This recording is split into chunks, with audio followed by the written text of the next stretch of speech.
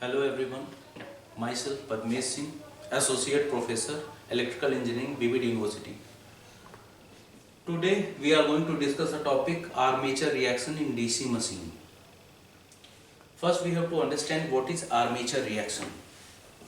Armature reaction may be defined as it is an undesirable effect of armature flux on the main field flux that causes distortion of the main field flux. To understand this, we have a three diagrams here. This is a DC machine, two-pole DC machine in which case 1 only field winding is energized.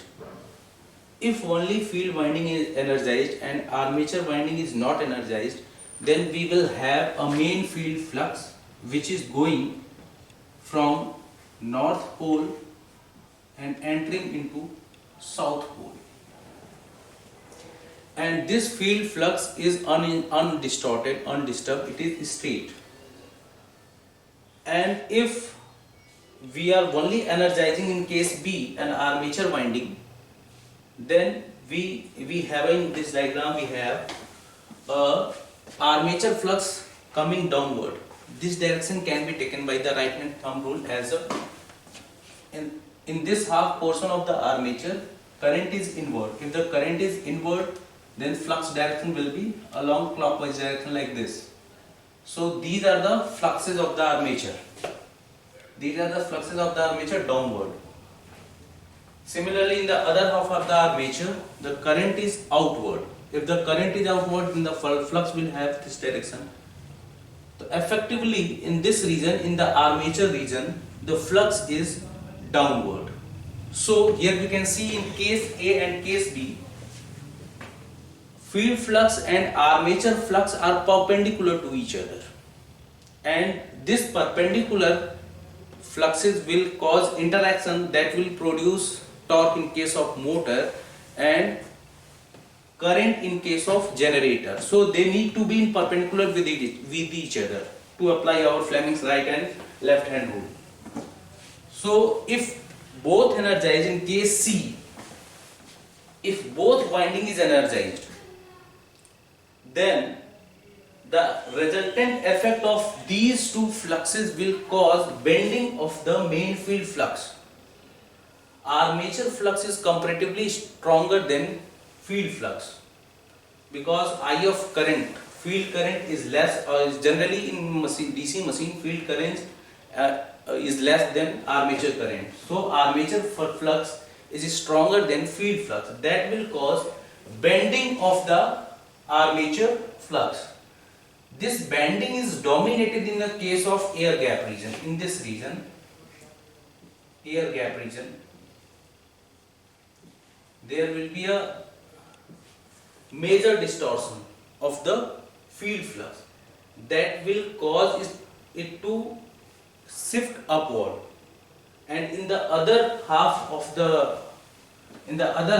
the pole, second pole, that is south pole, say this is a south pole, this is north pole, the flux will tend towards downward.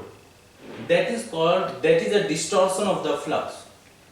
This distortion of flux will arise many problems because in most of the cases, in all cases, we put our brushes at magnetic neutral axis. This is MNA. For a healthy, this is healthy MNA without effect of armature reaction. MNA is always perpendicular to the pole face ZNA. But due to armature reaction, MNA gets shifted. This is a new shifted MNA. This is shifted MNA. So due to armature reaction, there is two major problems we can see here. One, MNA is being shifted. MNA is shifted. Another one is that the flux density distribution of the pole face is disturbed. Flux density distribution can be seen here that in the north pole, the upper region is more denser, and in the south pole, the lower region is more denser. That will cause, this will cause sparking at the brush. Shifting of MNA directly causes sparking at the brush, and this shifting of these flux lines upward and shifting of these flux line downward will disturb the flux density distribution, that will disturb the saturation status of the machine, because as we know machine is designed to work nearly a saturation region, and if this upper portion have a tendency to carry say 100 flux lines, shifting of more lines, say 10 lines get shifted upward, that will increase the flux density, and increased flux density is not going to increase flux lines, because this upper portion of the pole is saturated. It will get saturated by extra lines, and this is rarer with the flux lines. So there is a flux density distribution disturbed and there is a shifting of MNA. These two problems will cause, the shifting of MNA will cause sparking at the commutator dominated by the sparking, and sometimes it is flashover, and the flux density distribution disturbance will cause, if it is a motor then there will be a reduction in torque, and if it is a generator then there will be a reduction in its output voltage. So we can avoid these things, armature reaction. We have remedies for these, and we have three remedies for this. The first one is brush shifting method, in which we shift the brush according to the shifting of the MNA. Second method is to have a compensating winding, and the third method is to have interpoles. These three methods are the remedies for this problem. Now we will discuss remedies for armature reaction in DC machine. Remedies for armature reaction in DC machine. There is three common methods. One is brush shifting method, another is interpole or compole, and the third one is compensating winding. The first one, the order of the method is in a such a way that the first one is the most economical one, and the last one is the most costlier one. But the first one is the least effective one, and the last one is the most effective one. Let us come to brush shifting method of reducing armature reaction. In brush shifting method, the brush is shifted in a direction in which the MNA is shifted. For example, say in this diagram, MNA is shifted toward right side. So the new brush position will be here, along new MNA. And this shifted brush, this is your shifted brush.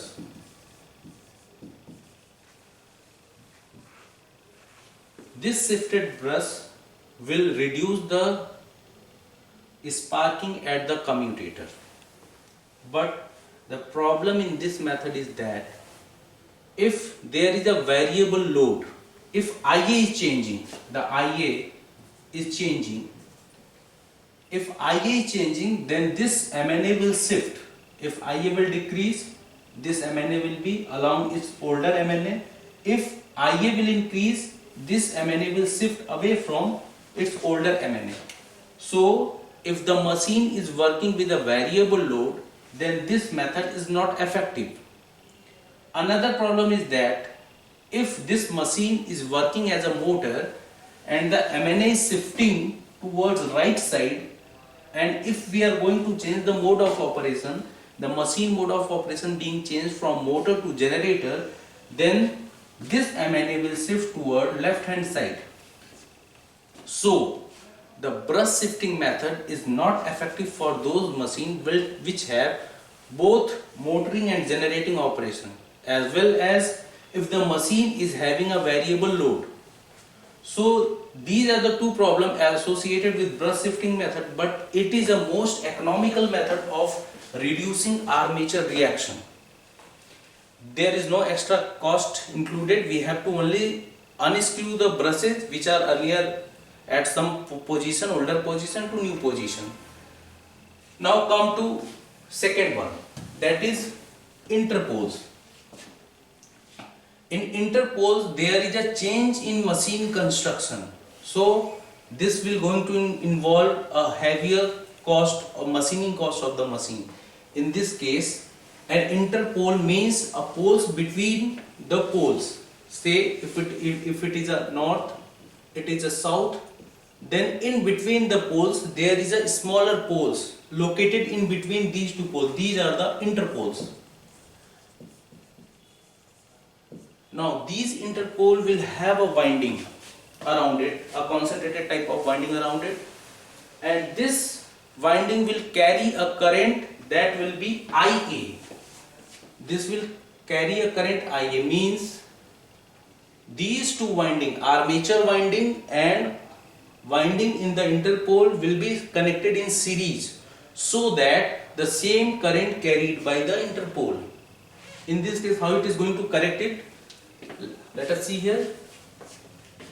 This in interpole, it correct your flux density by injecting new fluxes in the rarer regions. Here, this interpole, the lower one interpole, will have a current in such a direction that it will produce a flux loop like this, the red one.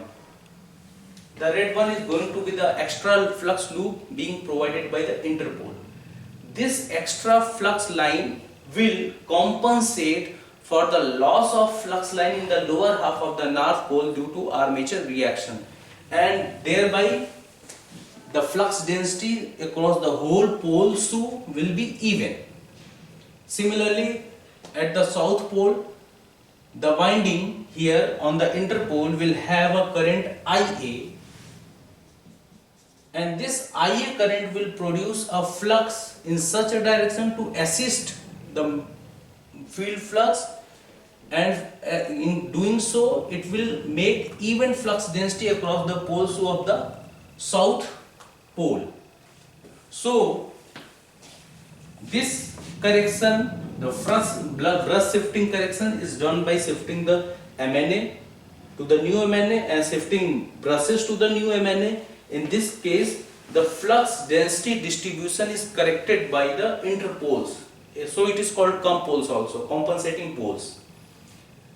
This method is comparatively costlier with the brush shifting method, but it doesn't affect the machine performance, because if our interpole is being done, then there will be no reduction of torque and there will be no reduction of generated EMF in case of generator. Earlier, it is applicable for both machines. A motor or generator can both be amplified for the same without changing any winding connection. It can work for both. And for changing load, if the load is going to change, then IA will going to increase. If IA will going to increase, there will be a more distortion. That more distortion is compensated by more current by this IA, because the same current is being carried into the interpole also. So if there is a more loss, there will be more compensation, because IA is in series with the armature winding. Now come to compensating winding. The third method is most effective method and most costly method. In this case, there is a change in the pole phase of the machine. Here by machining, we cut a slot. We cut a slot parallel to the slots in the armature. We cut a slots in the pole face of the machine parallel to the slots in the armature. And in these slots, we make a compensating winding. There is a compensating winding is housed in these slots. These compensating winding will carry a current in opposite to that of armature.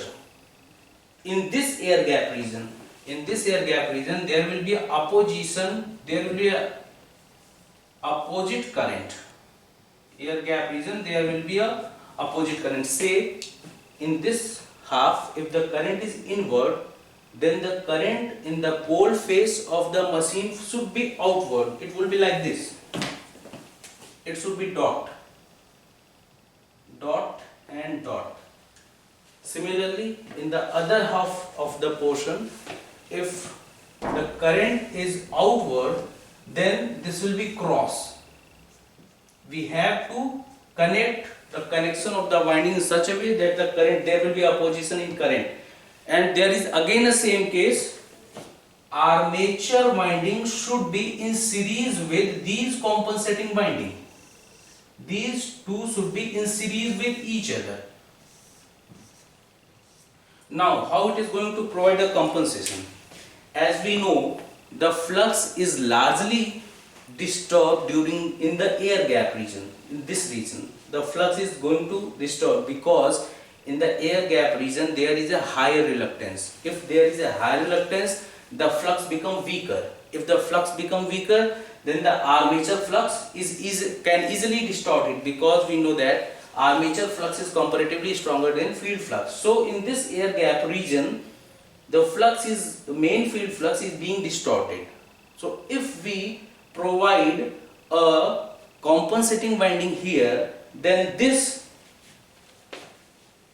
current would make a flux, as we can say by right hand thumb rule, the flux direction will be like this, upward.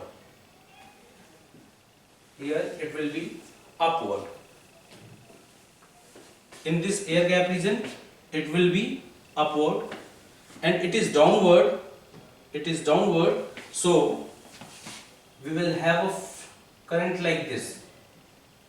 In the air gap region, the flux made by the compensating winding is of the opposite nature, that of the flux being made by the armature winding, and these two flux will cancel each other, and by doing so the main field flux will get a straight path to go through from north pole to south pole, and this will help in reducing the distortion of the field flux. So here air gap correction is provided. In this case compensating winding, air gap correction is provided. In this case flux density distribution is even. In this case we try to make even the flux density of the pole, and in this case that is a temporary solution. In this case we shift the brush according to the shifted MNA. So if there is a machine which is having a very heavy duty cycle, then we go for a compensating winding method, in which a pole faces will have a compensating winding. It is the most effective method. If this method is for machine having severe duty cycle. This method is a machine having normal duty cycle with the variable operations of motor as well as generator, and this method is applicable for a very light load machines having a single mode of operation, either of motor or of generator. So these are the various remedies for the armature reaction in DC.